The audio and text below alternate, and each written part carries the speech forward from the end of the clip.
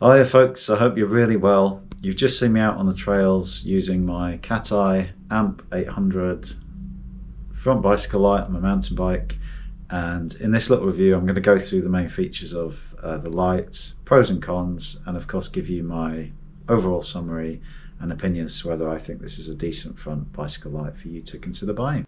I bought this Cateye AMP 800 in right at the end of 2020, in fact, and I bought it for a 2021 challenge that I set myself. I knew in 2021 I'd be cycling every day, and quite a lot of those rides were going to be quite late on in the day, after dark, particularly in the winter, and I wanted a light that was powerful enough to allow me to ride on unlit back roads and country lanes, and also powerful enough that if I did my rides as a mountain bike ride, I could kind of go off-road a little bit as well, and the light was bright enough and powerful enough to cope with those kind of conditions.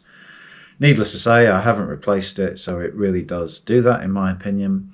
And as I said, I'll go through the features of the light, but also a couple of things that I really do urge you to consider if you're seriously thinking about getting this light. Okay, it's got a couple of different settings. If you're sensitive to flash kind of photography or flashing lights, then please don't watch the following little bit of the video. But this is the main beam.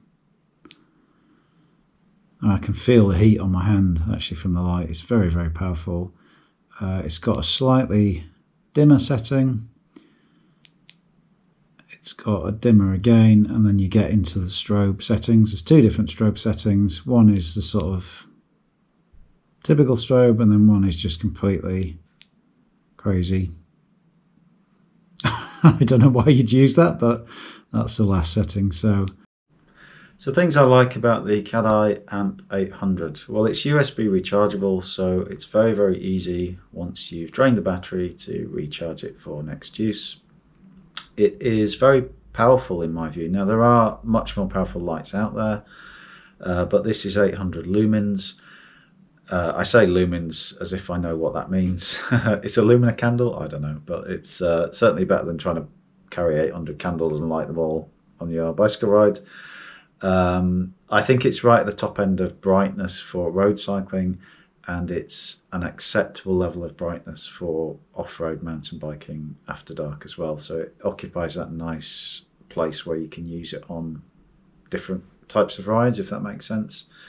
It's pretty idiot-proof, so it just has one button, and you push it and you just go through the carousel of settings, and it's quite easy to use without gloves, and it's quite easy to use with gloves as well. So it's pretty functional, robust, sturdy, easy to use, and powerful front bicycle light.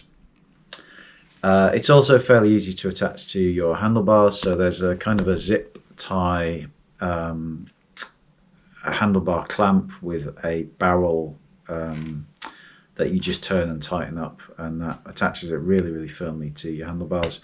If I'm being totally honest, it's a little bit of a faff to tighten up fully and then subsequently to undo.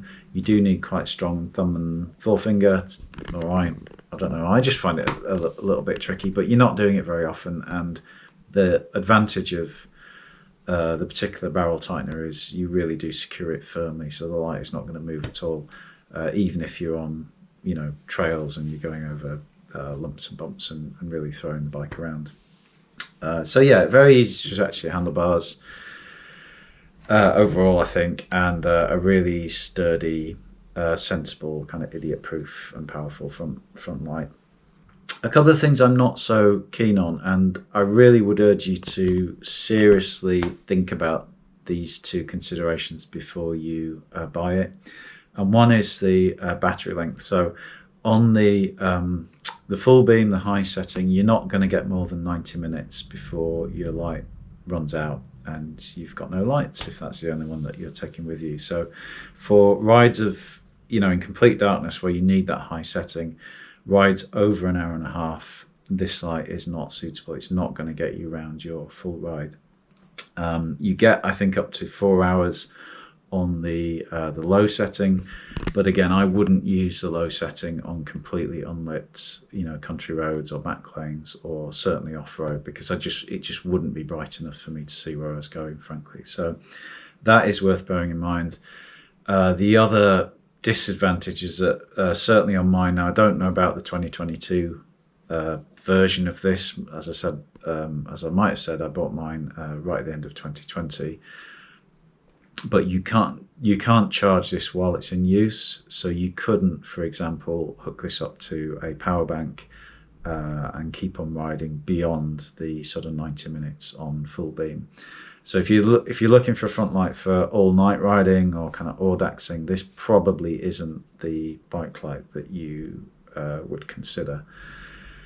Those conditions aside, I would recommend the Cateye AMP 800. I'm not affiliated by Cateye whatsoever. It's just a light that I've found in my experience is pretty good and works for the kind of cycling that I do. Thanks so much. I hope you've found the video useful. If you're just researching what lights are available, or if you're seriously thinking about buying the Cateye AMP 800, hope this has been of some use. If you like my videos in general, it'd be great if you give it a thumbs up, and it'd be really fantastic if you consider subscribing. If you'd be so kind, it really does help me out, and I really do appreciate it. Okay, stay safe, take care, and happy cycling. Bye.